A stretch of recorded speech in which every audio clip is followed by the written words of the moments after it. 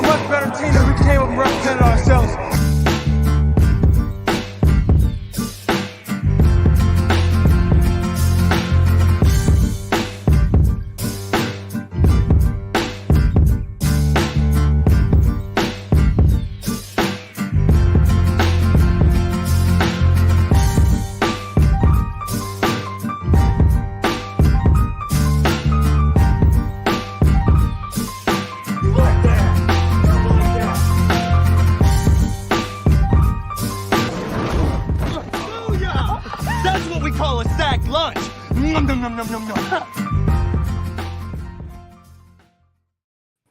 What's up, everybody?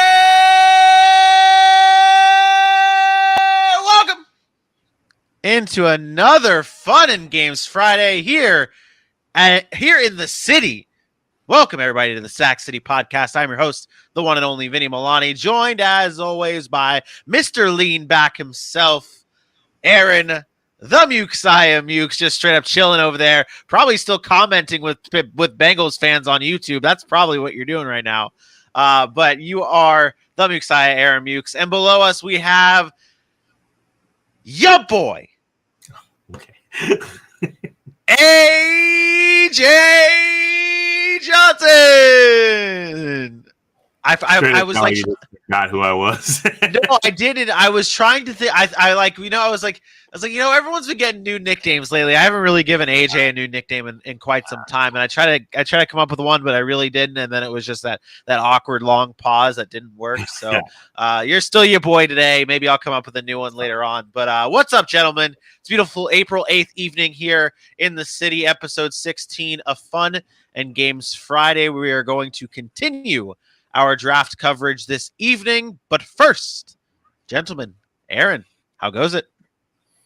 I'm good, man. I was running around all day today, so a little bit busy, but I'm ready. I wore my Kansas State, aka Franklin Wildcats hat for, to represent the college atmosphere we're getting into as we approach the draft. It's draft coverage all month, as people know, and nobody gives you better draft coverage than right here in Sac City. So you mentioned Bengals fans, and I'm going to say this again and again and again. I love the energy that Bengals fans keep giving us, commenting on the videos with their outlandish, takes about the wonderful Eli Apple. I actually have a very, very special, I think I'm going to debut it on the draft, on draft day. I have a very special thing that I'm going to do for Bengals fans this year. And I'm going to be trolling them all year, because I'm telling you right now, don't let them have a bad season. Don't let them. You will never hear the end of it. Don't let them have a bad season, and don't let Eli Apple have a bad season, because I'm coming. So, but yeah, Bengals fans been coming at me. I've been going back at them, but it's all in fun. It's all love at the end, and people just root for their teams, and it's good, man. I'm happy. It's Friday. AJ, how you feeling, buddy? What he just said scares me, because we know how I operate. Because I'm going to end up feeling like somebody has to put on for the Bengals, and then it's going to be me. And because it's me, they probably will have a bad season. That's basically what happens. When I go out on the limb for somebody who, it's that on the line type of year, we don't know what can happen, they normally shit the bed. Carson Wentz. So, I'm just worried. And let's be honest, I didn't think Carson Wentz was amazing. I just thought he'd be better than 4.2, which I will never let go. But I'm excited. I hope the Bengals do the right things they need to do in the draft and in the rest of free agency and in preseason to prepare themselves for another great season, because he's right. They can't have a bad season the way they're talking right now and the way they looked last year with the little bit they had. So I will probably end up being that Bengals advocate, and I'm not just saying that for all our trolls. You guys know that's actually how I felt most of all last season. So. It's less fun to say you're a big time Bengals fan, because that doesn't really hurt your feelings as much as the others. So we'll have to figure something out. Yeah, no, it's been really fun going watching Aaron go back and forth with all the YouTube critics out there. If you have not seen it, please head on over and interact with us on our YouTube page at Sac City Pod. We have all of our nicely clipped videos right there, perfectly there for you to comment and either hate on us or praise us. It would be nice to see some of y'all showing out, saying that we're doing a good job out there. and not saying that we need to subscribe to PA. Literally, we got called casuals today. Like we got called casuals basically. So I'm a casual fan, guys. I only rewatch damn near every NFL football game multiple times throughout the season, and I'm a casual. You're right. Yeah. You're right. So that's a thing. But it is Friday. It is a fun and games Friday, and it would not be an FGF here in the city if we did not go with the best thing in sports this week. AJ, start off with you, buddy. What was the best thing in sports this week? Well, ladies and gentlemen, as you should know by now, I am the resident basketball fan, and as the season is coming to an end, I would have to be nuts to not talk about a wonderful, fantastic rookie that has stepped on the scene. And our guy Bailey in the chat knows exactly what I'm talking about. Houston Rockets guard Jalen Green has been going off. 5-game streak, 30 straight points. 5 straight games, 30 points. He's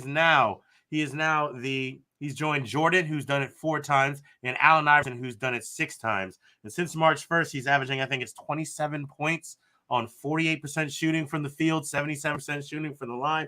It's been a great thing to watch. This guy has so much offensive talent, the confidence, the swagger. Losing James Harden to get a guy like this who can come in and embody everything that Houston stands for has been fantastic. A reporter asked him the other night, it's been a long rookie season. What do you think you've learned about yourself in this year's campaign? That man looked right in the camera and responded, I learned that I'm a bucket. And he ain't lying.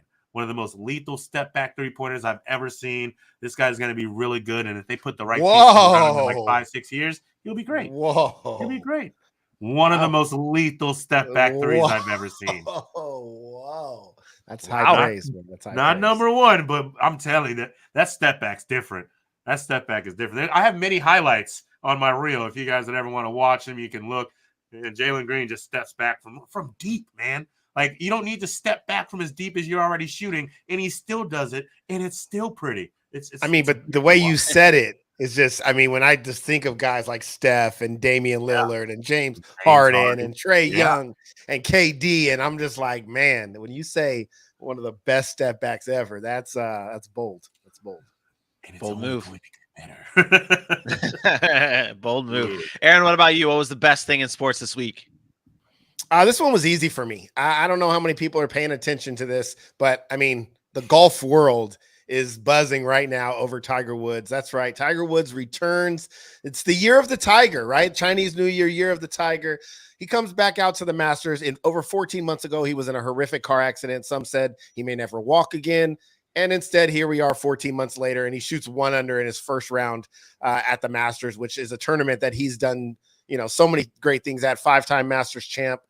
It was just fun to watch. I watched the entire first round yesterday as I was preparing for the show and researching and clipping and just watching the crowd interact and how much fun he was having on the course.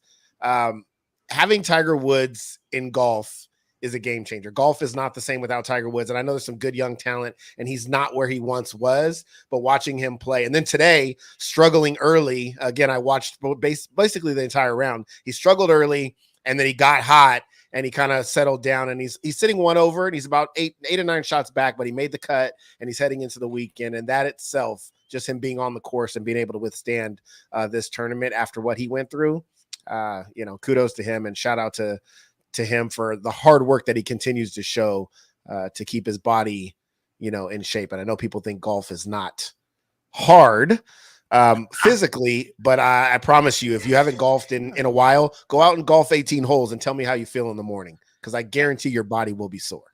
Now do it 4 days straight. And you said you were like, I don't know. I don't know who has been following this or whatever you said in the beginning.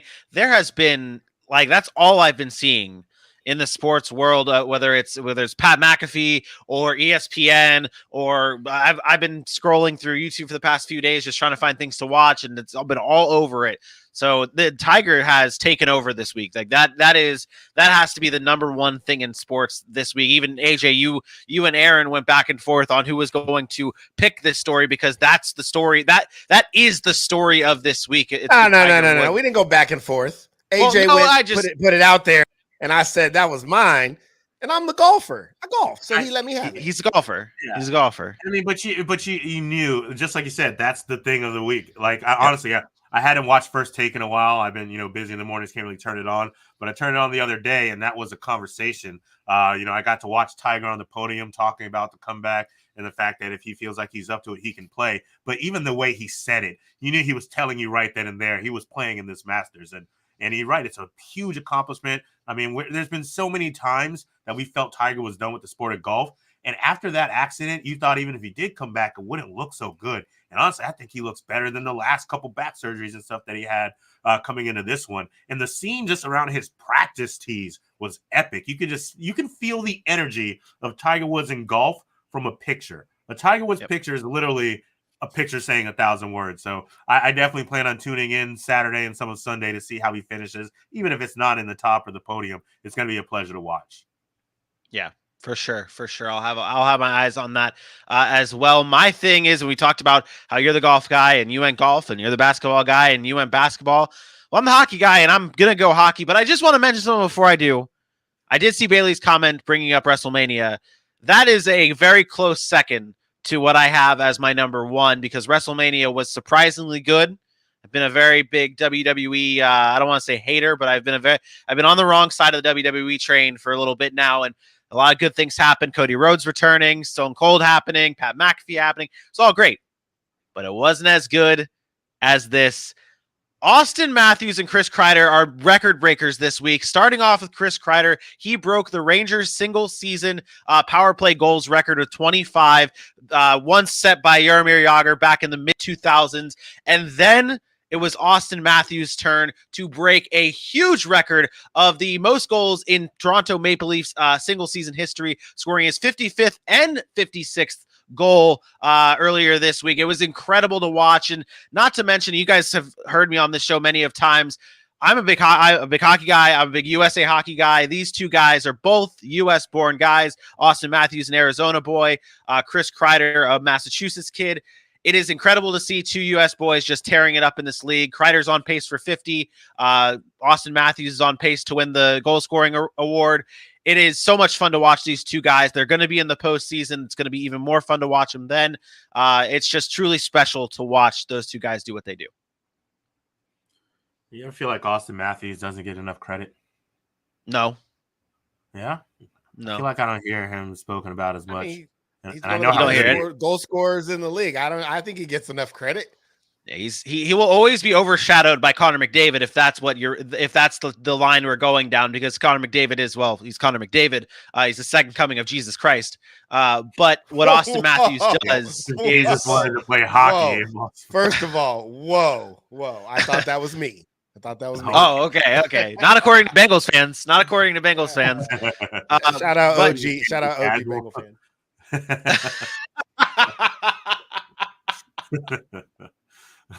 Oh man. Okay. All right. That is the best thing in sports. Let's head on over to the headlines before we start plugging the socials and getting to the main event. Some headlines this past day really all surrounds this man right here. It's Brandon Cooks signing a $39.6 million deal that keeps him in Houston. This deal is coming on the I guess you would say the heels of them looking to trade him.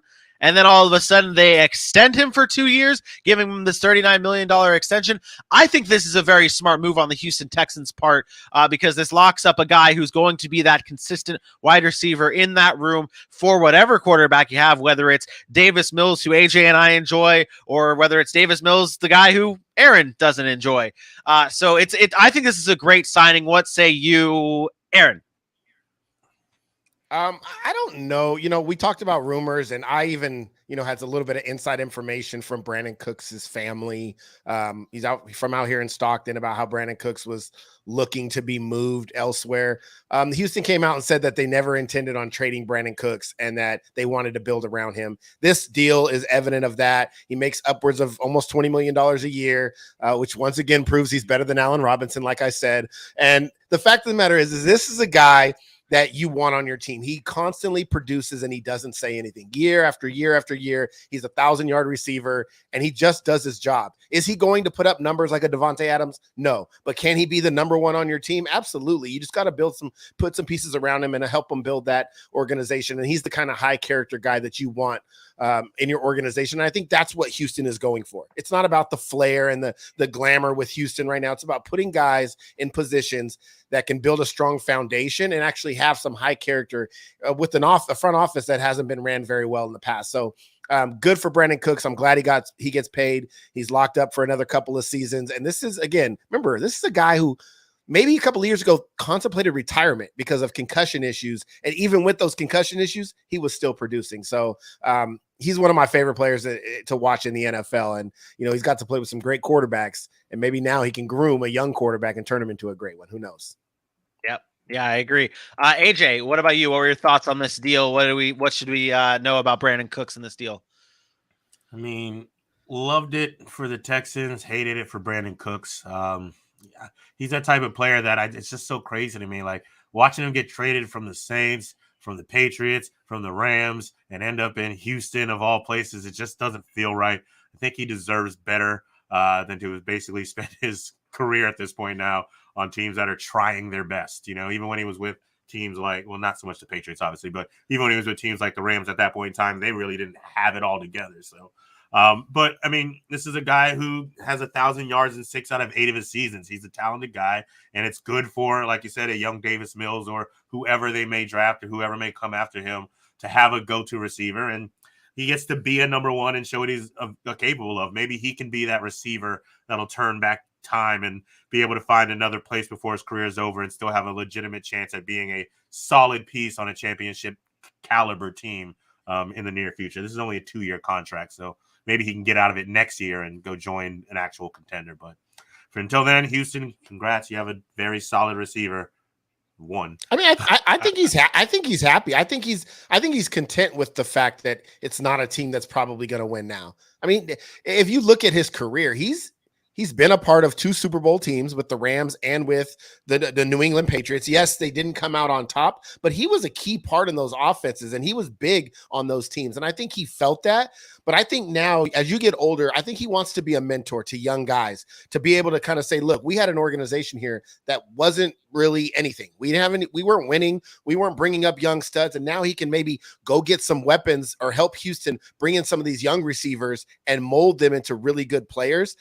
I honestly think this is a perfect fit for him. I don't think he's the kind of guy that really needs to be on a championship team right now, because most of those championship teams are not going to pay him $20 million a year, because they're looking for those guys that are, the Devontae Adams of the world, where they're going to pay and then they're going to produce 1,700 yard seasons. And I don't think Brandon Cooks really fits that.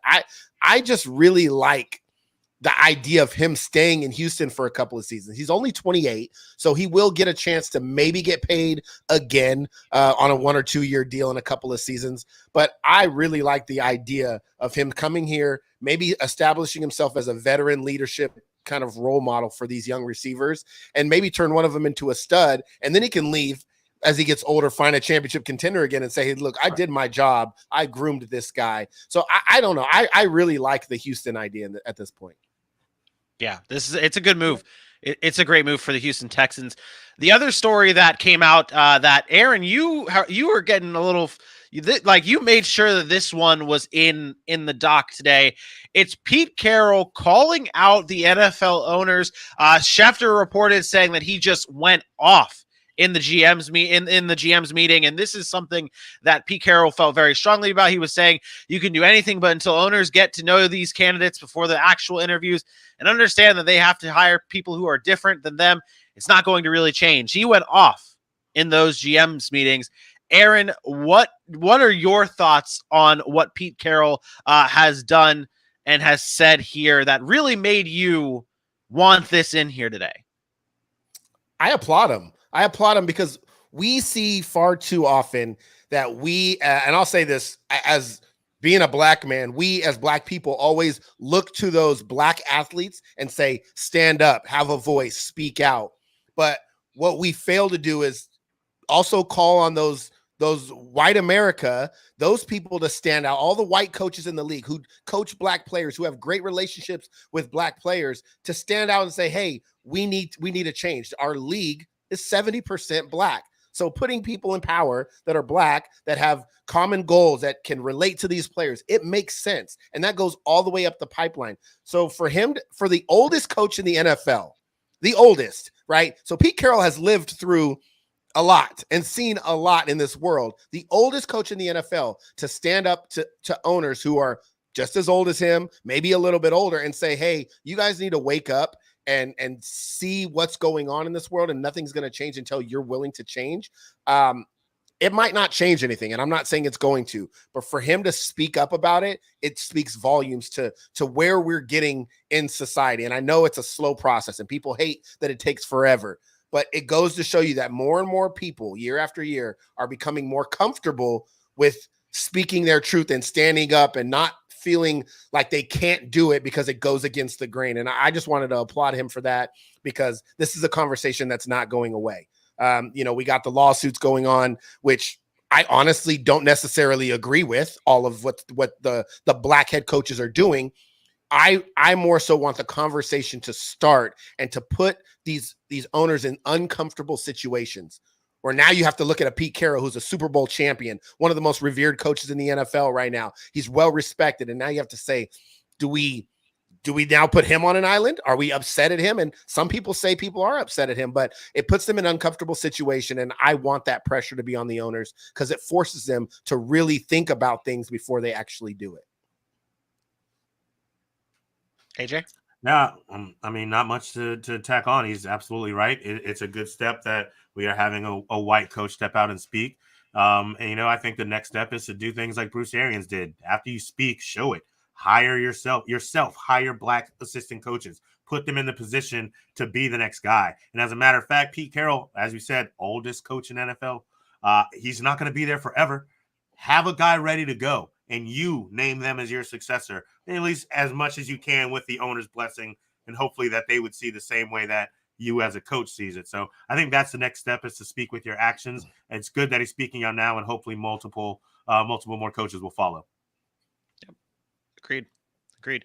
All right, that does it for our news from the NFL this past week. I want to jump into a comment here real quick, just before we do the plugs and everything. Shout out. We always love all the new viewers that we get on YouTube during our live shows. If you're listening to this on our podcasting platforms, please join us or try to join us at 8 Eastern time on Facebook, YouTube, and Twitter, or Belly Up Sports TV on Roku. For Monday, Wednesday, and Friday. Shout out Jeremy here in the chat. He asks, are you guys in lockstep with me? I feel the deepest position in this draft are linebackers and wide receivers. Aaron, I will send this question your way. Are you in agreement with Jeremy here? To a sense, linebackers, if you're including edge rushers, it's an edge rusher, wide receiver draft for sure. Pass rush, go and make plays on the outside of wide receiver position. Definitely two of the deepest positions. There are some holes at some of the other key spots that people like. We obviously mentioned the quarterback spot, and there's no real top guys up there. But yeah, I feel he's right on point there with the deepest positions being linebacker / edge rusher and wide receiver. Yep. AJ? And we're going to talk about some edge rushers today. That we are. AJ, are you on board with that? Yeah, the edge rushers definitely play the role that he's speaking of with being a deeper draft. When it comes to linebackers, you can think about some guys who we expect to be better than their draft position, which is why you feel it's deep. Like you mentioned, Damone Clark from LSU, he's slotted to go in the 4th round due to injuries and things of that nature. There's some guys down there below a Chad Muma and things of that nature that we expect to be better than where they're going to be drafted. So in that sense, you think of it being deep. But there's a lot of guys that may go before him that I don't feel are as talented or will be as good when it comes time to show it in the NFL. Receivers, absolutely. Yep. All right, AJ. The music jumped in. I was confused. I was like, what happened? It's time. It's time. We vibe and tell the beautiful people where they can follow us at before we get into the main event. Ladies, gentlemen, Facebook, Instagram, Twitter, YouTube, TikTok. What do they all have in common? Well, that's where you go to find Sac City Pod. And do it now. Go ahead, open up another tab on another screen and find Sac City Pod at every single one of these social media platforms. Hit that subscribe button, then hit that like or that heart, but absolutely hit that share and subscribe. Ain't no reason not to. And then tell somebody all about us, because your boys at Sac City will be here every single step of the way for the NFL draft coverage, leading all the way up to and through the NFL draft. You don't want to miss none of it. Be right here at Sac City Pod. Your boys are back in town? Close enough. I just want to note something. Aaron, I put out 2 TikToks today, and both of them have surpassed my Tyreek Hill video from a few weeks ago. So I'm happy. You gotta get over that, bro. I will. That is my standard now. I have to get past 9 views for every TikTok video I have now. That's my baseline right there. I cannot embarrass myself again. But yeah, like AJ said, head on over to all of our social media platforms. And if you have not been over to our social media platforms, you probably didn't see our first mock draft Thursday, our top 10 that we released that AJ put together. I want to bring it up right here. Aiden Hutchinson, number 1 to the Jaguars. Kayvon Thibodeau at number 2 going to the Lions. Kyle Hamilton follows him. Ahmad Gardner there. And then our boy, how do you pronounce it? How are we pronouncing it? Ikem Ekwonu? Ikem Ekwonu. Got it. Boom. Done deal. He doesn't have a position on He there. Didn't. He didn't have a position on there, which I'm wondering how that didn't get transferred over, but I digress. He's so good, he can do it all. Yeah, he's everywhere. He actually plays offense and defense. It's just a multi-position player. But the reason why I brought that up, and if you haven't checked it out, go check it out on our Instagram, Twitter, and our Facebook page. AJ, you have Kayvon Thibodeau at number 2. And when I released the graphic, we had the little quote that you had on there. I just want to hear it from you on this show why you are not buying into the hype saying that Thibodeau is falling, because I've seen that man get the Micah Parsons treatment and fall out of the top 10. Is this a situation where you think he might be like Micah Parsons and he's that good and shouldn't be falling out of the top 10?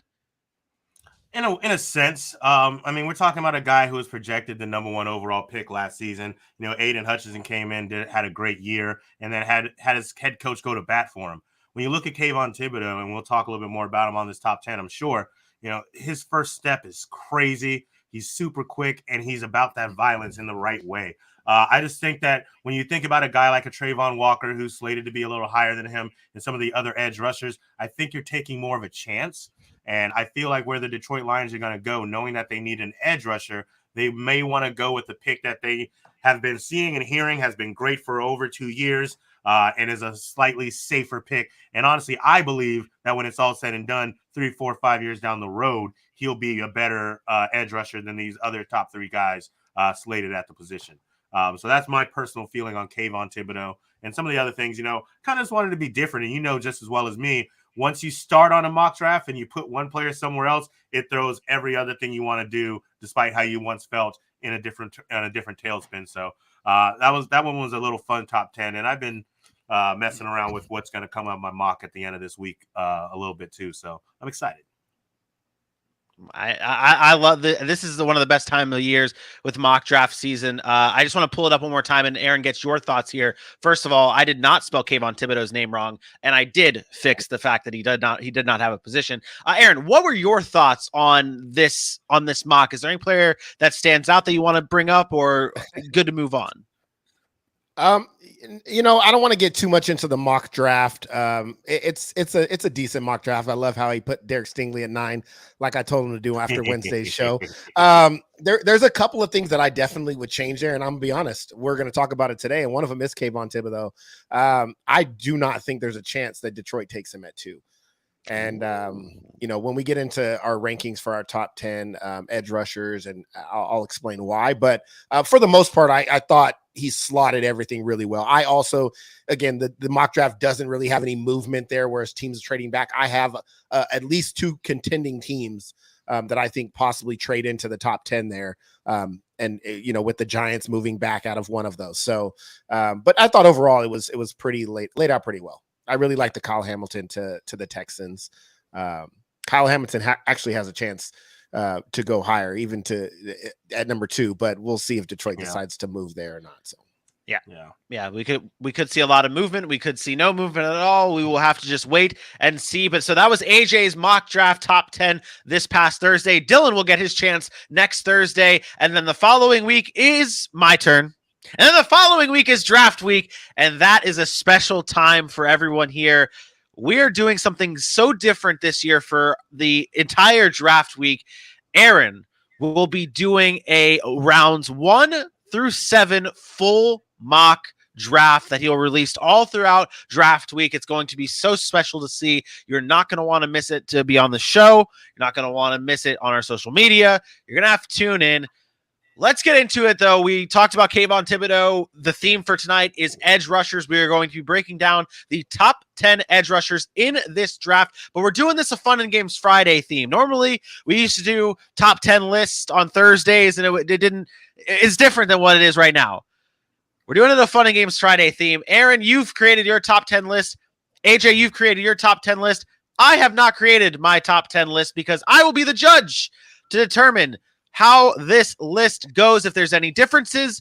I can't wait to hear you guys argue it out, and that's how we will determine this top 10 edge rushers in the NFL draft.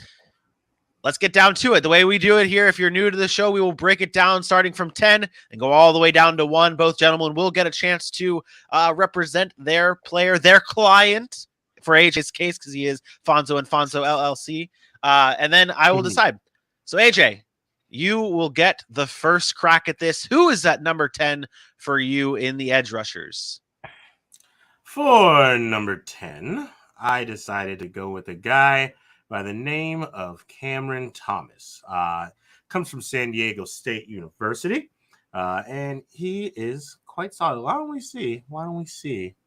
We can't. Cool. That's okay. I told you. No, you didn't. Did I say those two? Yeah, I told you those two. It's just those two. I guess. Okay, I didn't get a chance to actually look at who was over there, but that's funny. It's okay. I understand. So Cameron Thomas, he's one of those guys down at lower. He's probably going to go like late second round. Again, this is a deep edge rushing class. He may even slide into the third round, but this is a guy who can develop quite well. Had 4+ pressures in 13 of 14 games in 2022 of 2021. One of those fast, twitchy type guys who can get off the edge really quick with a good first step. He's got some development to do. He doesn't win on inside moves, and that's going to help. That's not going to help you very much in the NFL with those linemen who are big and you need to get through for those running lanes. But I think this guy has a good chance to be pretty decent. May need a couple weeks to really get his feet under him. I don't know if he's a day one starter, but I think by the end of the season, you see him logging some snaps and developing and improving throughout the year. I like it. Okay. Aaron, Number what about 10. you? We can move through this part pretty quickly because also at number 10, I too have Mr. Cameron Thomas. Same thing here. San Diego State. He's got a nice frame on him, but he's definitely kind of raw. So you're looking at a guy who wasn't very good against the run. He gets moved off of his spots a lot. Doesn't play in a conference where you're excited about the offensive linemen that are blocking him, right? So, with his 11.5 sacks last year, it's not a guy that you're like, man, that's showing out, because the offensive linemen he's going against aren't as good as somebody that's going in the SEC or something like that.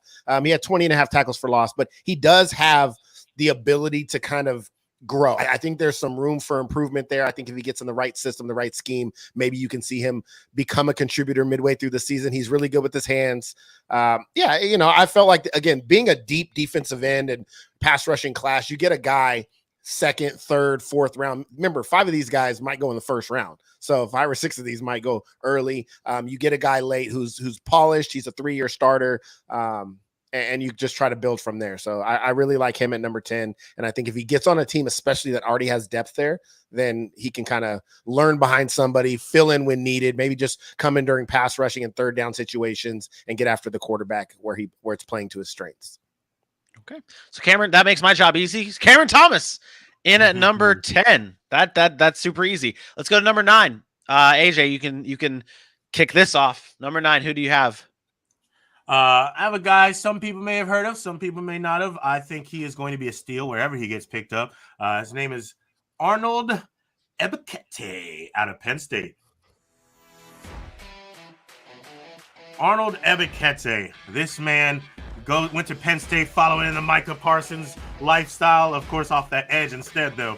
Very powerful guy and very technically sound. Everything he does has a plan. He has things behind it to know what his idea is, what he's looking to get done, and he's efficient with it. Consistently able to get around the edge. What was it? I think he had, was it like 9 sacks last year? Forgive me, I forgot what I had down there. But either way, this guy is going to come into the NFL, and you can start him on day one, unless he goes to a team where they're just so proficiently great at edge, and I can't think of too many teams that have edge rushers on edge rushers on edge rushers. So I expect Arnold Ebiketie to make an impact day one in the league and probably for years to come. Yeah, I like it. 9.5 sacks last year, AJ. I'm not sure if it's Ebiketie, but I believe it's Arnold Ebiketie. But again, this is a guy who was a transfer, right? He was the transfer from Temple, came to Penn State in a bigger time conference we're talking about, and produced at a high level. I love his motor. I love what he brings to the table. He only had 6 sacks at Temple. And then he comes to the Big Ten and he shows out. So sometimes he has some issues with strength. He doesn't have a quick first step, but he finds ways to get to the football. His flexibility is really good. He has a nice wingspan there and is really good with his hands usage. I think this is a guy that can come in and make an impact right away. We talk about guys being raw. Most of these pass rushers are raw coming out. They haven't kind of establish this great technique unless you're talking about the guys at the top of the draft. But this is a guy that can grow and learn, but I don't think he needs to wait. I think you put him on the field. He has 4 years of experience and you say, go get me a sack. And I think he can do that. I think he can make some plays. He'll be a contributor to a team this year. Whereas Cameron, where Cameron Thomas we're talking about might come in there and spell some guys. I think Arnold can go in there right away and be a contributor to a team. He's not going to have 10 sacks, but you might end up the season, have 3 or 4 sacks and make an impact in some games. And you're not asking for much more than that from a rookie pass rusher who's probably going to be drafted in the 2nd or 3rd round. Okay. So are you saying that you also have Arnold? That's my number 9. That's my number 9. Oh, as so well. you guys are all on the same page right now. That makes life really easy. This is not going to be a very big debate show today. Maybe at some points, but I like this guy. This may be a lazy comparison on my part, but Odafe Oweh was from Penn State, and Micah Parsons obviously from Penn State. I feel like Penn State just absolutely. Huh? It is. Yeah, that's lazy.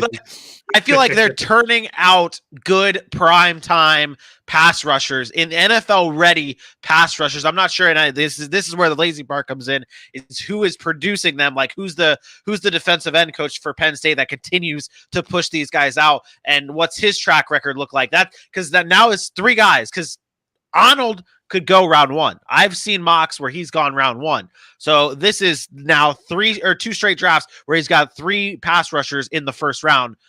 So it's special to see what they've got going on at Penn State. Aaron, I'll go with you next for number 8 then, since AJ has really just taken over. Whatever his list is, it seems like you're just going off of it. You're just trying to ride the coattails of what AJ's going with. No, that's what it seems like because he over here looking at my notes. Cheaters. No, I wouldn't say he's doing that. No, I'll go number 8. To me, this is a question mark because I do think there's room for growth here, but I think there's going to need some improvement. So I jumped him ahead of 2 guys that I might think is better than him right now. But my number 8 is Nick Bonito.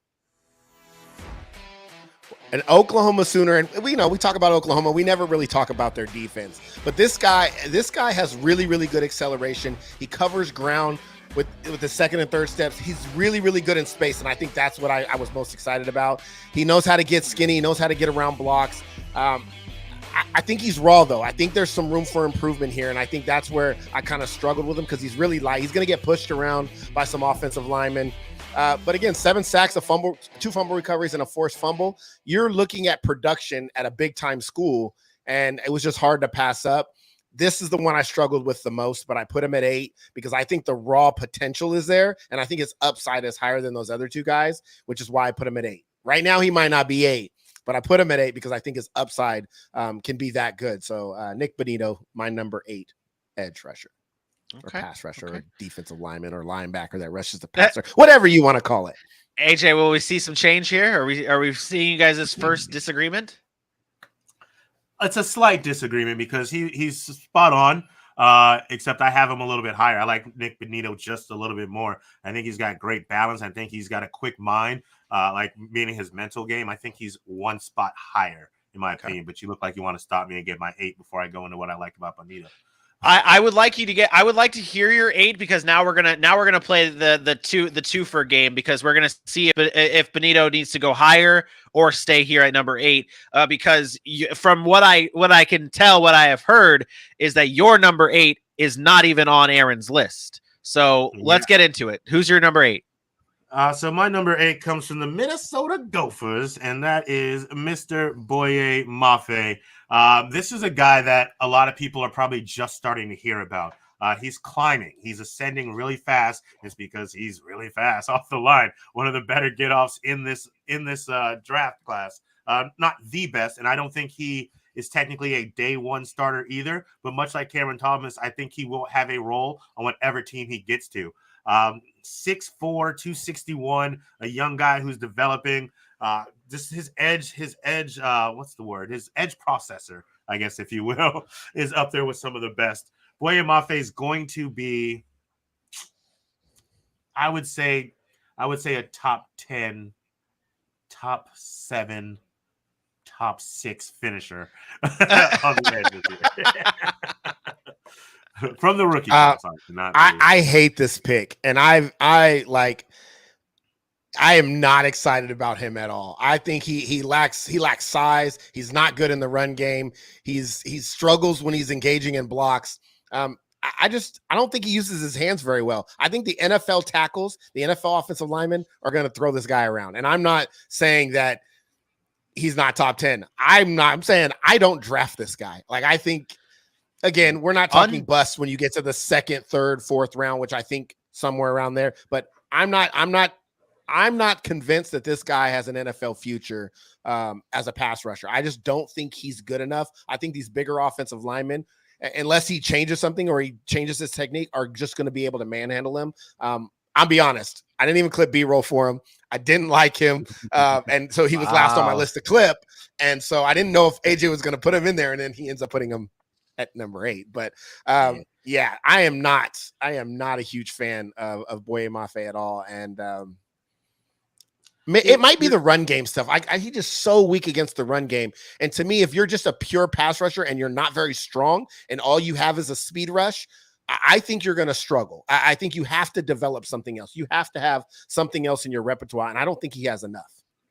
But you see, he's gotten better every single year. You go back to 2019, he was playing 53 snaps against the run, and then in 2020 he played 130. Then they had him up to 181. He developed, and they started to trust him more and more on that line to take heat against this run game. He ended with the 70.3 grade. I understand that's not amazing, but what it does is 2 things for you. It shows me that he can develop into being a better guy that they can trust in the run game and whatever team he does. And the other part of that is if he is that pass rush guy, it just makes him that much more fierce, because every time he's coming in on a notable pass down, he's fresh, he's quick, and you have to put against him and the other people that have been on the field wreaking havoc. So while he may not be an every down guy right now, to bring him in certain positions at certain times of the game can be a very effective strategy for your pass rush. He got beat up by Big Ten offensive linemen. I'm good. Okay. All right. Again, it's just a disagreement. I just didn't like what I seen on tape. I felt like he just got beat too much, and his hands kill me. Like the way he tries to maneuver around offensive linemen. And again, at the college level, when you're trying to translate that to the NFL, it's easier for these guys because you might get 2 offensive linemen that you're playing against go to the NFL. It might be 1, might not be any. So you get a little bit of a break. But you come to the NFL, every single offensive lineman in the NFL knows what they're doing. They know their technique is sound. Even the ones that we criticize and say aren't very good. I think this guy just falls by the wayside. I think he's going to get beat up too much. Wow. And by these bigger offensive linemen. And again, that's just what I see. And we know how this draft stuff goes. Could he come out of nowhere and do it? I'm not saying he can't because it's happened before. I just don't believe that's in his repertoire. I think he's very limited in what he's going to bring to the table. Wow. I'll take a deeper look at him. I've only seen a little bit of film. I haven't watched multiple clips like I have on some of these other guys, but I heard his name floating around by a couple different analysts out there and decided to look at him, and I liked what I saw from the one clip. So maybe I got his best highlight reel, and again, when I talk about preference, like me, I'm big on hands, I'm big on length at that position. And there's been guys that have been successful without it. but usually the most successful guys have certain tribute or attributes or can make up for it with something special. And I don't see that something special in him, and the attributes are lacking. So it just shows me that I'm a little bit more reluctant to jump on a guy like that than I am somebody else maybe that has more upside. Okay. Like Before I give my ruling for 8, I'd like to hear who your number 7 is, because if your number 7 is better, if you can give me a good argument for your number 7, then that would completely eliminate Mafe from being on this list. My number 7, I don't believe this is on AJ's list. I think we talked about that not being on AJ's list. Right here, California, USC, it's Drake Jackson. This guy is a freak, and I don't know if you watch him, but he can do everything. He's long, he's athletic, he's fast. This is a guy that his first step in acceleration, it's in a hurry, it's fast. He's good flexibility, he can drop his hips. He's really long, so he can get good hand placement. He has lateral agility. This is a guy I'm really, really excited about. He's not being talked about very much, which excites me even more. But I think the upside and potential for him is nice. Sometimes, like I mentioned with Boye Mafe, he can be a little bit of a liability in the run game if he doesn't get off the ball like he wants to. He doesn't give that first good punch, then he kind of get lost in the run game. But I like that athleticism. I like his length. I like what he's able to do in space. To me, that excites me. When you talk about the speed of the NFL and you get this guy out there in this long, tall body, and I'm not saying he's this, but he has the body of a Julius Peppers. And to me, that's exciting, because watching Julius Peppers play football with that athleticism, that's what I see in Drake Jackson. And I think his upside is truly through the roof. So you talk about a guy in Boye Mafe who's really small, and this guy's smaller than him, weighs about 8 pounds less. You were right on point with the run game. Was not a fan of how he looked in the run game. And also, like, I don't want to say it this way, but I don't have better words. I feel like he gives up too quick. I feel like if he doesn't win immediately, he thinks he's beaten and doesn't really go back or push towards the quarterback or get back into the backfield, or even try to recover as much as you need to if the ball carrier is already getting to the second level. So I question his motor a little bit, and I get it. If you get that opportunity in the NFL, he may be that guy who can realize some of his flaws and work on them day in and day out, as you should be. But for this guy, like your Boye Mafe, he didn't excite me, and I thought about putting him at 8 where Boye Mafe was, and I decided to go with Boye. Well, I thought about putting him at 10, not 8, but I decided to go elsewhere because I like some of these other guys better than what I saw from Drake Jackson and what I've read or heard that other people are saying about him. Yeah, you mentioned his size. In 2019, he was 275 pounds. He actually lost weight to play the stand-up outside linebacker role. So in the NFL, I don't anticipate him being some defensive end on the line. He's going to go to a team that wants to line him up outside linebacker, get him off the edge, and he's going to be that stand-up guy on the outside. It's not the guy that's going to put his hand in the dirt because of how athletic he's become. Like, he was an athlete at 275, and now you lose those pounds, and now you're even more of a freak athletically. Again, I have the same concerns you mentioned with the run game, and maybe there is a question about his motor, and that's a very valid concern because we're talking about the NFL. And if you don't have a motor in the NFL, that might be an issue. I don't know if that's true. I don't know if there's a motor issue or if it's, he sees a play and he wants to, again, kind of drop back and be that playmaker. Maybe that's a natural instinct and maybe somebody has to coach that up. I just like the freak body athlete, being able to lose 25 pounds and now be really versatile in space. That versatility excites me. Being able to stand them up, line them out in coverage, go out and get running backs. In the NFL, I think that's important. And that's why I even put him ahead of the other two guys, even a Nick Bonito, who I like, but I just thought the versatility of a Drake Jackson, there was some upside there that I really, really would like to see somebody tap into. AJ, you have Bonito at 7, right? I had Bonito at 7. I thought he was that freak athlete guy. I like Bonito. From what I have seen, I like Bonito, and you guys both made great points, and this is how it's going to shake out for 7 and 8. I put Drake Jackson at 8, and I personally like Nick Bonito, so maybe that's playing into this decision here. But I will have Bonito at 7, Drake Jackson at 8, Arnold at 9, and Cameron Thomas at 10. AJ, who do you have at 6? Number 6, this one is interesting, I guess is the best way to say it, because I believe he could be better. So it's David Ajabo. Oh, all right. And I didn't want to go back in because I wanted everyone to understand. I think he could be higher, but obviously we know he just tore his Achilles, so I can't say top 10 just because of what I think he's going to be. But I do believe he's going to be a much better player once he recovers from that injury. 37 pressures over the final 10 games, and he's just a crazy athlete. I mean, he actually has only played football for less than 5 years and has just kept getting better and kept getting better. He's played soccer. He's played basketball. He's just a natural athlete. And he's about that physicality. Everything he's ever done, even when he played basketball, he played in the paint so he could bump bodies. He loves the physicality. He loves the violence.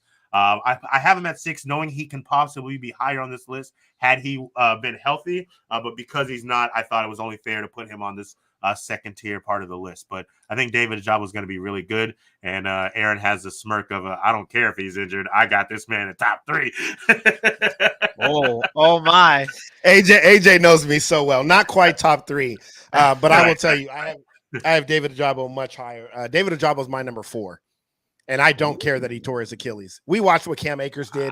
And, if this was 10 years ago, might be a completely different conversation. The NFL medicine is crazy. So watching what Cam Akers did coming back in 6 months from a torn Achilles, when he popped his Achilles, I'm like, man, that sucks. But you know what? I'm not worried. AJ mentioned it. This dude, from where he comes from and what he's had to overcome in his life. And then you talk about a guy now who's facing another set of adversity, another set of adverse circumstances. I have no doubt he'll be back, and I have no doubt he'll be back better than he was before. And he's still so raw, but the freak of an athlete this guy is, give me some David Ajabo all day long. I talked about him before a couple weeks ago. He's my number 4. So everything AJ said about him, he's great. That I agree with 100% with that. We just differ in where we have him. I don't say I don't care. I'm not putting the stock in the injury at this point. Who knows? That man might be back by the regular season. I don't know. Like, right. So, but even if he's not, like, I mean, I would be patient with him if I'm a team. Obviously, you don't want to rush him back. But I think whenever he steps foot on that football field, that's an impact player, and I think he's going to be great. I have him at number 4. Who do you have at 6? My number 6 is AJ trying to guess again. Look, my number 6 is George Karlaftness. Huh. George Karlaftness. Again, I really like this guy. This is a guy that's going to come in and play in the NFL. I have no doubts. He's really, really good. He's got great first steps. He knows how to explode. He gains a ton of ground through his second and third steps. That means he gets to the ball fast. And then the pop in his hands, and I talked about hands a lot. I really, really like his hands. This is a guy I think going to come in the NFL right away and be a factor. I don't know if the upside is where I'd like it to be, but I think he has a long career ahead of him. So we're talking about middle of the pack right here at number 6 and number 5. I think guys are going to be impact NFL players, but I don't see elite superstar NFL player. If that makes, that says something. Because my 4 through 1, I believe, are all going to be elite pass rushers this year. So not necessarily this year, but elite pass rushers for their career. I think Karlaftness has a long career ahead of him, but I don't see elite. So let's jump ahead on things here. AJ, you have Karlaftness at 5. Yes. Why do you have him? Why? Okay, so why, Aaron, is he not at 5? Why is he not in your top 5? And AJ, why should he be top 5? Whichever one. Aaron, you can go first. Well, I'll tell you why. Because the 5 that I have ahead of him are better.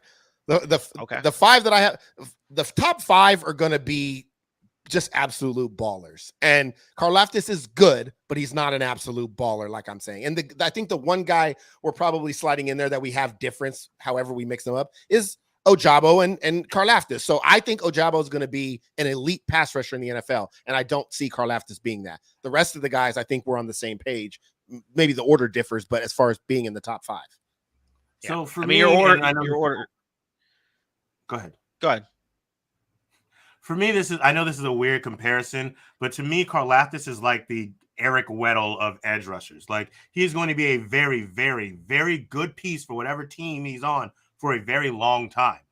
He's got all the tools. He's an Iron Man. He played 70 snaps as a true freshman. This guy knows how to stay on the field. And the thing that scares some people is what I think makes him so good.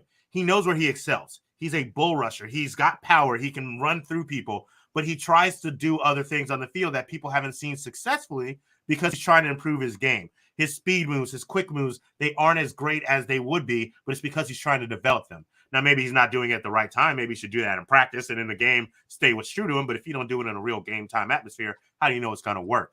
He's so versatile. He can line up and down on the front line. He can literally play inside if you want, and he will be very successful there as well. So I just think he's got a lot to him, and I think he's going to be a homemaker for whatever team he's on. He's gonna be Ryan Kerrigan.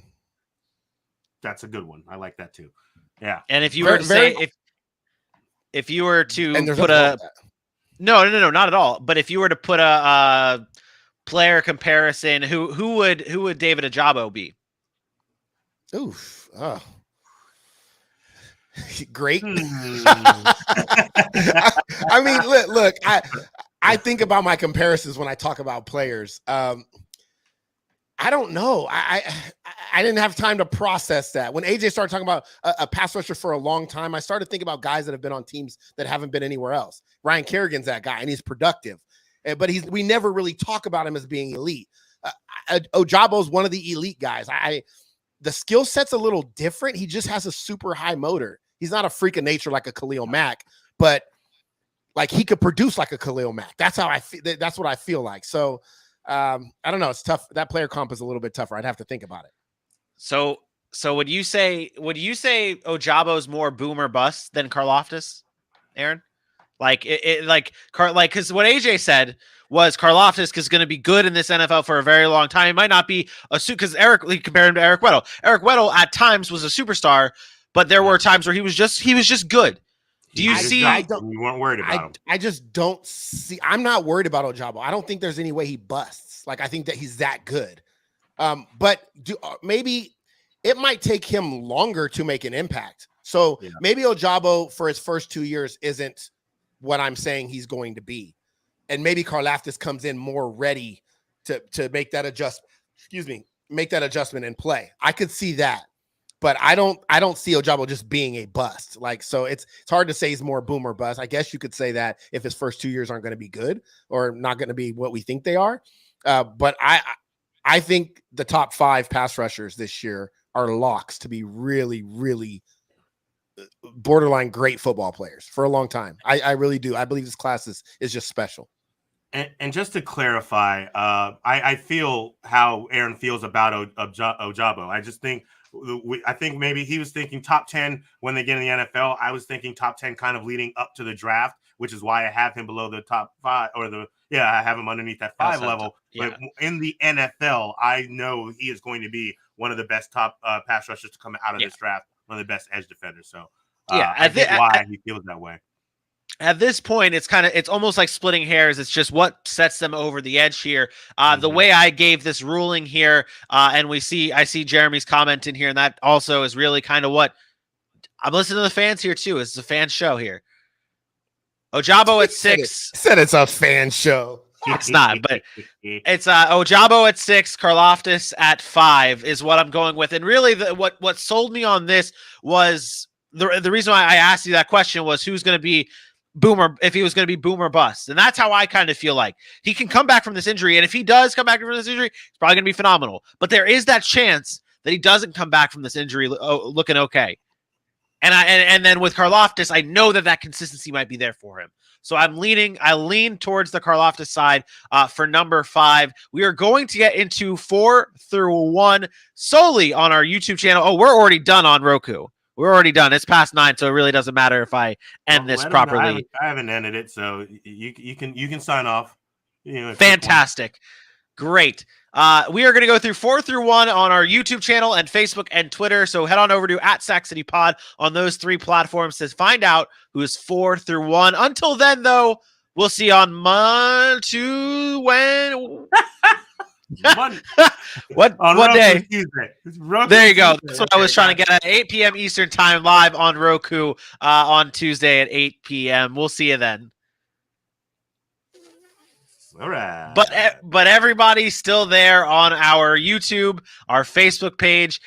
We will be staying on Facebook, Jeremy. We appreciate you guys. But Jeremy, I do want to push you to head on over to our YouTube page. We have Bailey's in the chat over there. It's funny because I always find that very funny when people are on YouTube and Facebook because they can't see each other's see chats. the comments. Yeah, you can't like see the comments. Jeremy's watching on Facebook, Bailey's watching on YouTube, and they could be chatting with each other if they were on the same platform. So please, if you do have the opportunity to go over to YouTube to watch the show, please do so and subscribe, leave some comments, drop some knowledge on the fans that do drop the hate on us. But either way, we appreciate you guys tuning in. The hate on us. I love how you love to say that. Yeah, but we appreciate you tuning in, whatever platform you are on. If you're watching us live or you're listening to us on all podcast platforms, we appreciate it. Let's get into 4 through 1 here. And AJ, we'll start with you. Who is number 4 for you? Oh. Not me. I'm not number 4. I can't be number 4. Don't point at me. I can't be number 4. 5'6", I would get killed in the NFL. Yeah. I pointed because I went back and looked at my list, which I did at work today, and I did have a slight hiccup on my list. And so I'm going to fix that hiccup now, which is okay because the way you are doing this anyways. My number 4 is going to be Jermaine Johnson. That's actually what your list is. I put it in the doc wrong because I wanted to shake it up for Aaron, so he didn't have to see it. But yeah, you had Jermaine Johnson there anyway, so you're good. Okay, all right, cool, perfect. Now I feel better. My Florida State Seminole, Jermaine Johnson. Jermaine Johnson. Oh man, I am so happy about this guy. I was so happy to see that he got to be a part of our squad. He was a bright spot in Florida State last year. Just great bend for his size, and he gives you that look when you see this man step on a football field. He belongs there. When you hear him hit, he's that guy that they always like take the Nat sound for because his hits just sound vicious. 61 snaps a game last year, another Iron Man. As you can tell, that's something that I like when you can stay on the field and make an impact. And we talked about how people felt about him at Georgia. Wasn't that he didn't think he'd be that good, but making the business decision of being able to go in the NFL now rather than potentially having to stay a senior year, maybe get hurt, and then maybe still not even put up what you need to do at a Georgia school. I think you made the right choice to go to Florida State, play in the ACC, get some real game film, and for better or worse, succeed as an individual. Unfortunately, we could not do so as a team, but I digress. And we're not talking about Florida State. Keep it on Jermaine Johnson. I am. Jermaine Johnson is Florida State. It's also Georgia. Oh, stop it.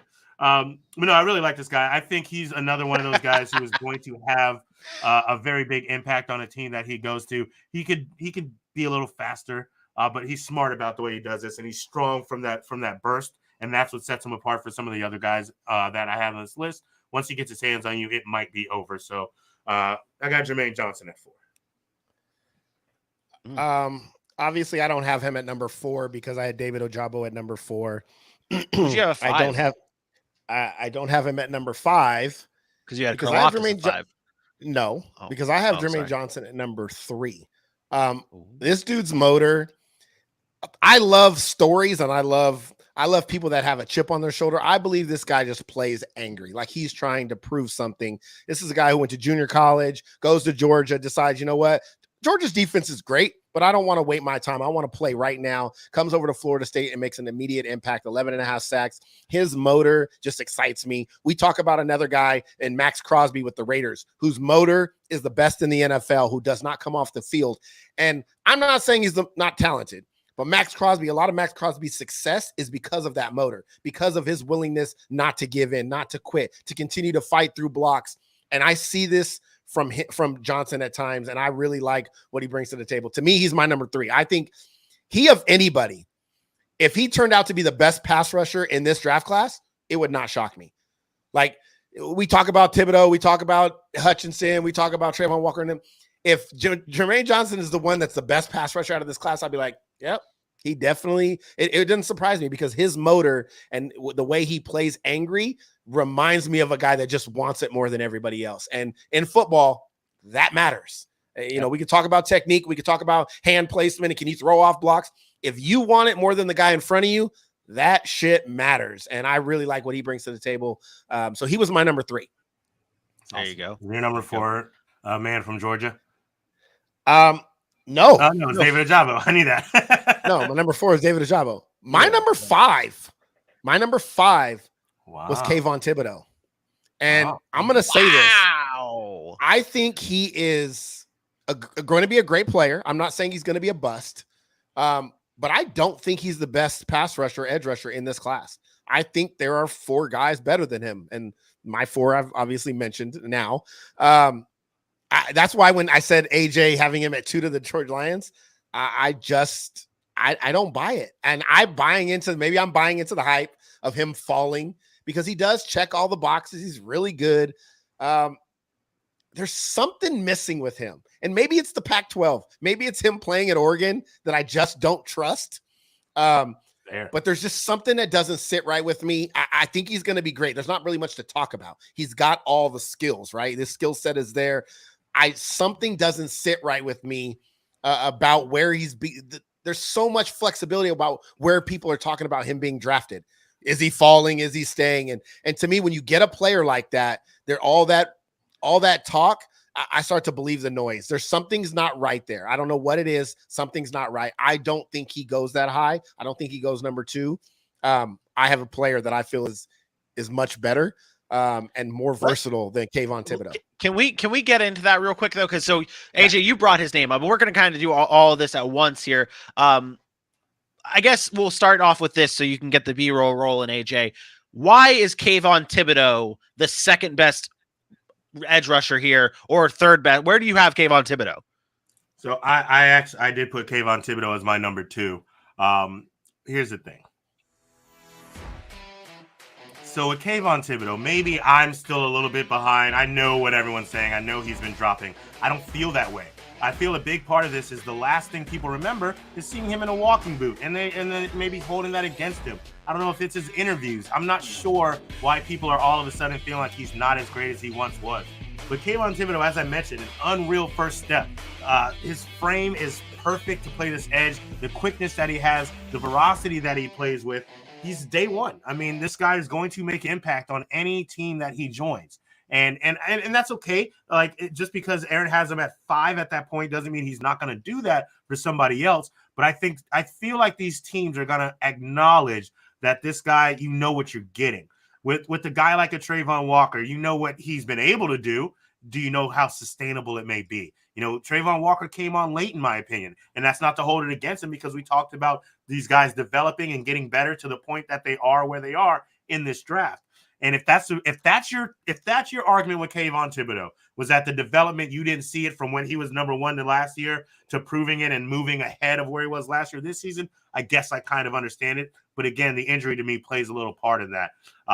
So when I look at him, maybe he can be a little more technically sound before a freak athlete, a physical specimen like him. The technique will come because everything else he does, he just needs to tighten it up a little bit. So let me ask you. The argument is not about how good Kayvon Thibodeau really is. I think Kayvon Thibodeau. Everyone's saying, yeah. What I want to know here though is and we're kind of just rolling through this all in one top 4, top 3 type of thing here. Trayvon Walker, his name came up very, I don't want to say late because it was a month ago that he popped into the Jaguars being selecting him out from 1st overall. But his name is really, it climbed up fast. Why is Trayvon Walker ahead of Kayvon Thibodeau, Aaron? Versatility. The things you can do with him. He plays inside. He plays outside. You can stand him up. You can play linebacker. He is, and what we just, and I'm not saying he's Micah Parsons, but what we just saw from Micah Parsons, teams love that. Teams loved. Stop it. Teams love to be able to line up a guy inside, outside, put him on a running back, and this is somebody that can do that. He's lost weight since his freshman season, and he is just versatile. You'll see him, one of these B-roll, he chases down this guy. This is a wide receiver. After he stops, he never stops. His motor is unreal. He has He has speed. He runs a 4.5, but he can play inside with the big boys. To me, he has the most versatility out of any of these guys, and that includes Aidan Hutchinson. You can put him in so many different spots. And as a defensive coordinator, your defense just expands. It opens up so much when you can do that with a guy. And again, I point to the Micah Parsons treatment. When you can do that, offenses have to focus so many different places that other guys can get involved. I think right now it's a slam dunk that this guy goes 1 or 2. If Detroit and Jacksonville stay home, I think Trayvon Walker's either a Jaguar or a Detroit Lion. And I truly believe that because of his versatility. I don't think there's anybody as versatile as him in this edge rushing group. That's why. And it's not, again, could next year Thibodeau have 12.5 sacks and Walker have 9, 8, 7? And maybe we judge it on that? Yes. But I promise you Thibodeau won't be guarding tight ends. I promise you he won't be dropping back in zone coverage like you're seeing with Trayvon Walker, and just being able to use him in these different multiple sets that allow a defense to have more freedom. And in the NFL, that's huge when you're talking about scheme. Yeah, I like the idea of Walker being able to drop back in coverage. Georgia did that 25, 26 times last season and worked out to their effect. As you see, a national championship came from it. And you're right about Trayvon. He's got a lot of upside, and that versatility is huge. And he's somebody that has, as I mentioned, he developed very fast, which is a very good sign, meaning if he goes to the right system, and honestly, if he does end up in Detroit with a Dan Campbell type of mentality, I think he's got a very good future ahead of him and would be allowed to do a lot of what he does best. You mentioned, I think it was last week, that there was some concerns about his hands. There was some concerns about the way he gets off the line and gets into the backfield, and there's things to worry about. But obviously, you can worry about things with every single one of these players. I do think 1, 2, and 3, we split a couple hairs. No one's mad about a Trayvon Walker. I guess I'm feeling more trying to feel these squads out because, as you said, McShay has 3 defensive ends going 1, 2, and 3. That hasn't happened in like 30 years. 30 years. If that does happen, it's one of these guys, and it can be that carousel that we talked about. And it very well could happen. All these guys are deserving of being up there and talked about in these slots. So like AJ said, it is really splitting hairs because I told you, I legit think there's going to be 5 elite pass rushers that come out of this draft. And I think that includes a Thibodeau. I think that includes an Ajabo, a Jermaine Johnson, obviously an Aiden Hutchinson, and a Trayvon Walker. I believe all 5 are going to be legit elite pass rushers, which is crazy to say because you never really think that happens. But I truly believe it. I think all of these guys are great. AJ, do you think Jermaine Johnson is top? You obviously have him at 4. Or no, you have him at 3. You have Trayvon Walker at 4. That was what I was saying. So I flipped it at the end. I think Jermaine Johnson, physical, big, like can do all the things you need him to do. But when you do talk about that versatility, that's what made me realize I kind of wanted to switch it. Love Jermaine Johnson. Think he is going to be elite. I absolutely do. Yeah. I couldn't take it away from Trayvon from like going back and really looking at his tape and what he was able to do this past season. Yeah, right now, as it stands thinking about that, Trayvon Walker may be the reason Jermaine Johnson was at Florida State in the first place. You know what I'm saying? So like that kind of makes me go, well, if there's a reason for it, I should probably pay attention to it. Yeah. I as of right now, because obviously we're going to go with Aiden Hutchinson at number 1. But I think he's the safest. Yeah, he is. I think he's the safest pick, and with obviously the upside and talent to be elite, right? Yeah, and I want to kind of, since we're overtime anyways, I want to get into Aiden Hutchinson in a few moments. But right now, I am torn between Kayvon Thibodeau at 3 and Jermaine Johnson at 4 because I am sold on Trayvon Walker being 2. Aaron, you really sold me on Trayvon Walker being at 2. So right now it is Aiden Hutchinson, Trayvon Walker, but it's how do I split up 3 and 4 between Jermaine Johnson and Kayvon Thibodeau? I know that we are talking about splitting hairs here, and I know that these guys are talented enough, but I want you guys to dig deep here. I want you to be the Gus Ramsey sports analyst that you are and tell me, Aaron, and then AJ, why it should be Jermaine Johnson, and then Kayvon Thibodeau, or You're Kayvon asking an Thibodeau? impossible question. It is not impossible. Yeah, because I mean, when we talk about these two guys, we just mentioned it is splitting hairs. I can't even go to, hey, you played in the SEC and you played in the Pac-12, because it's the Pac-12 and the ACC, and neither one of them is that great. So when you look at these two guys, I think the physicalness in the motor in which they both play is very similar. Like Kayvon Thibodeau is an animal when he's. You worry about durability. I do worry about that with Thibodeau. He has a little bit more of a history of a track record of being the guy than a Jermaine Johnson. I do feel like Jermaine Johnson's coming on, kind of late, and he obviously transferred. He's a JUCO kid. So I'd give the edge to, like, experience wise and just facing that talent consistently week in and week out to a guy like Thibodeau. But something tells me Johnson is just that dude. Like, a guy with a chip on his shoulder and motivated with a motor like his, I don't want any part of that. I don't want to mess with a guy like that. And I think he's going to get on a team and be hungry. And you're going to be looking up like, yep, he's the starter. Yep, there's his 12th sack of the year. And we're just like, that's who he is. Like, I don't know. I really feel that way. I would put him ahead of Thibodeau. I told you, I'm starting to sour more on Thibodeau as being the worst of the five than the best of the five.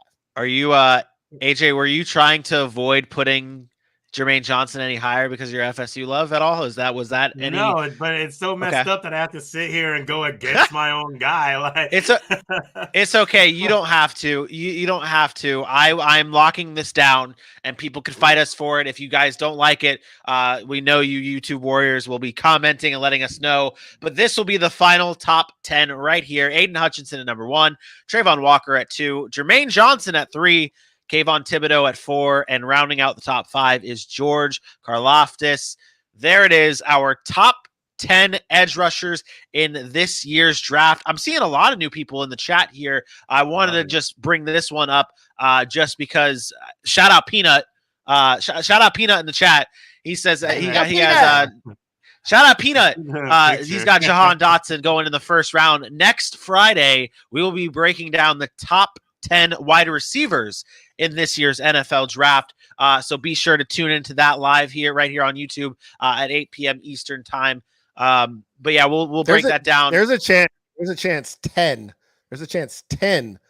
out of 32 picks are edge rushers and wide receivers. Maybe you slide an extra one in there, but maybe more. But like, think about that. If you just take our top 5 and then top 5 wide receivers, maybe you get 6. They talked about 6 or 7 wide receivers possibly going. I'm not sure it gets that high, but 10 or 11 of the first round picks being edge rushers and wide receivers.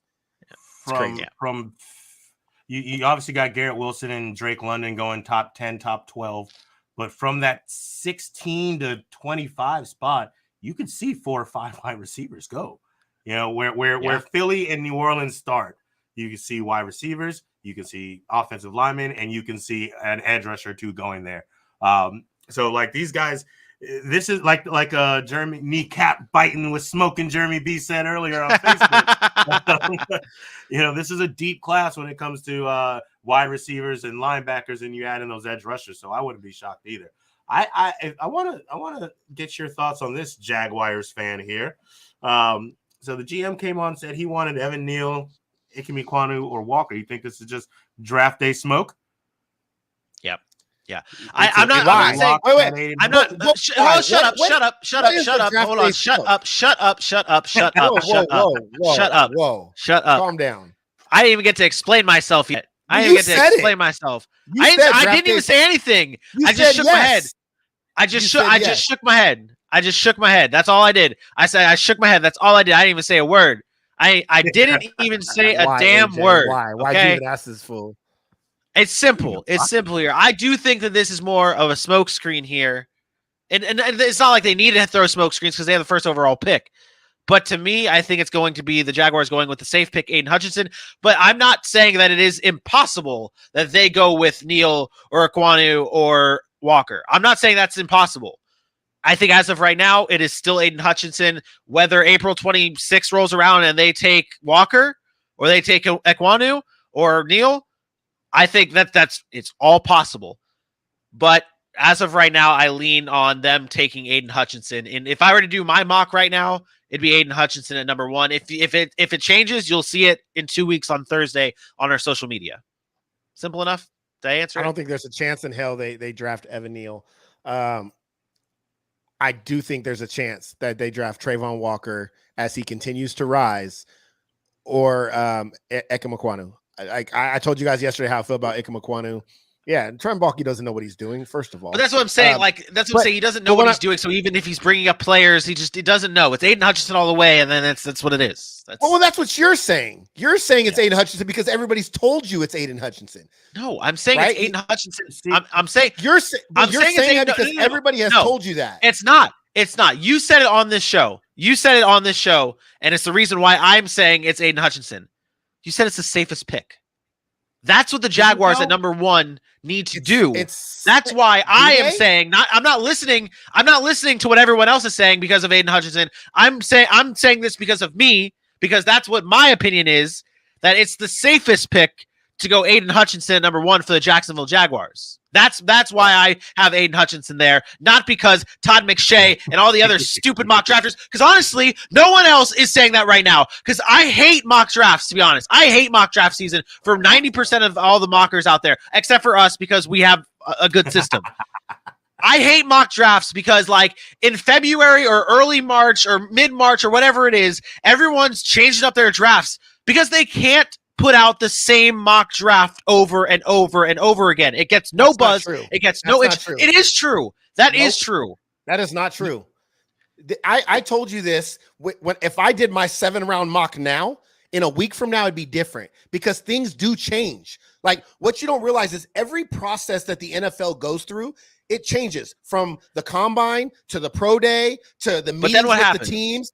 But then what happens? Then comes draft day. Then comes draft day, and it all evens itself out to that one mock that was the most consistent all the way through. No, that is not true. What happens is all that information that's given piece by piece changes in the moment, so you change your draft. By the time the draft comes around, these teams, these general managers, these owners, they take everything from the minute, from all of their tape to everything that's happened, and they say, okay, what is our best option? People that change their mock drafts, they're changing it because they have new information, right? Information changes.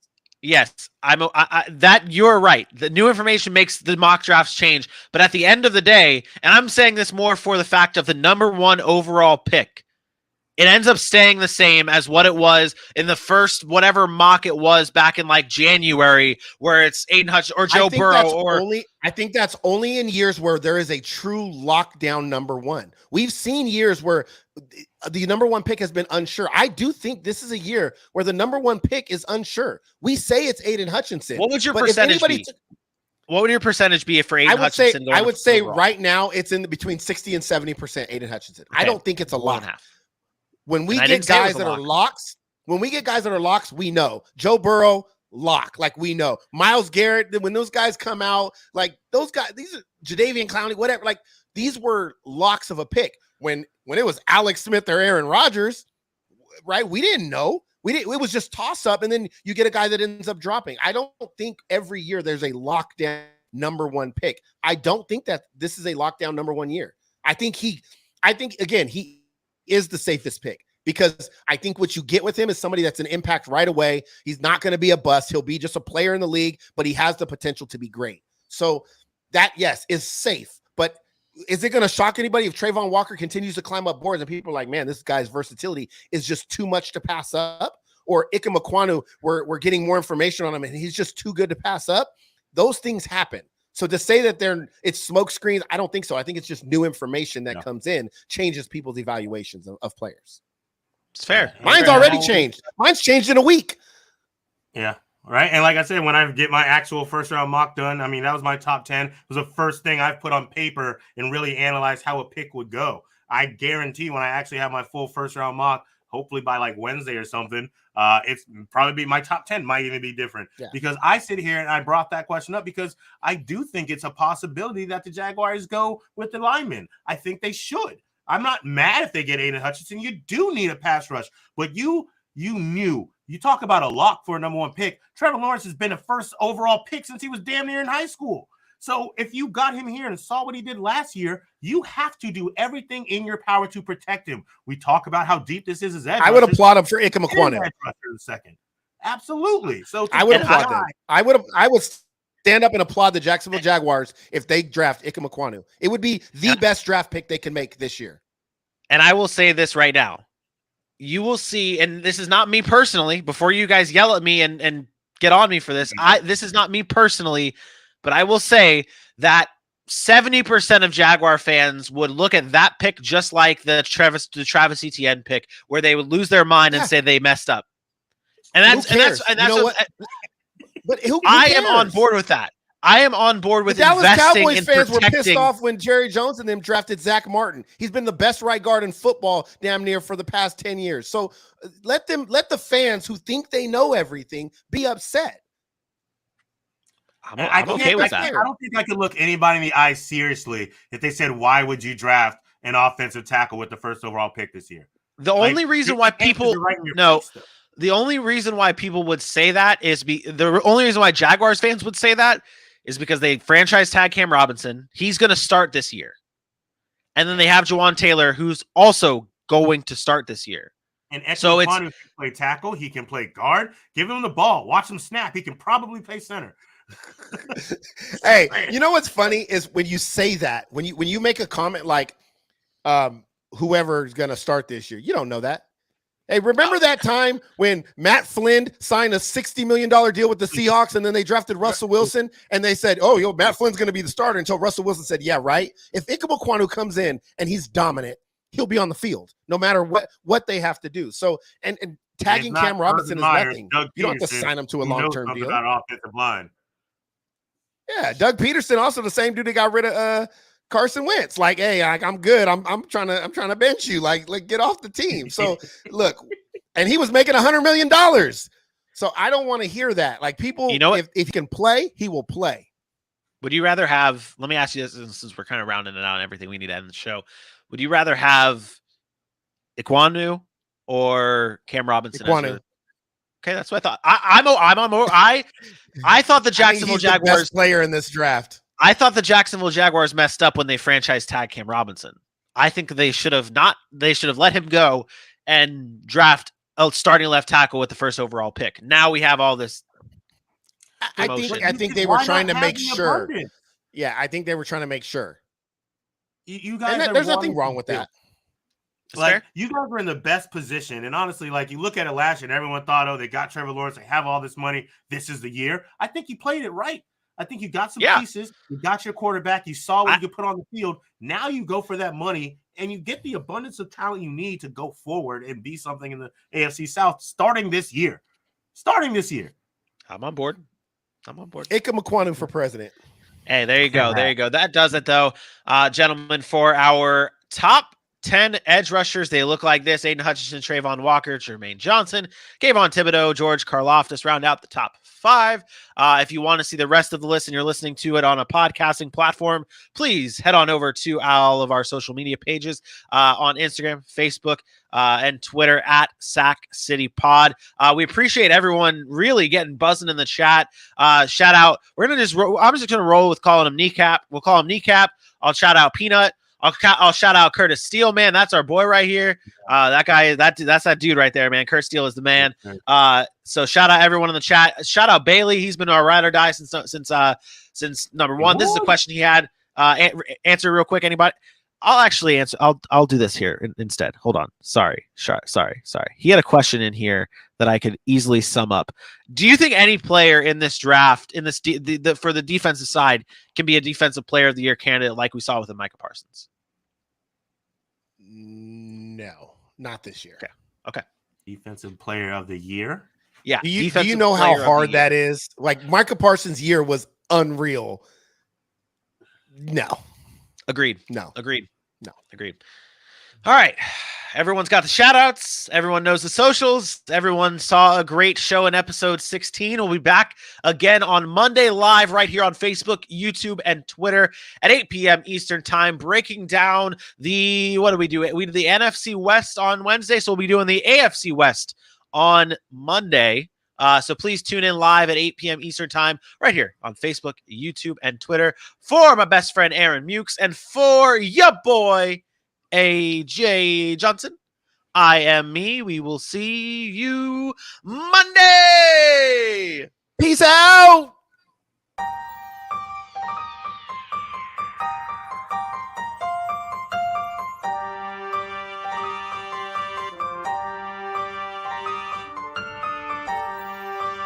Shout out my boy Ben Spivey! We know we were a much better team than we came up and represented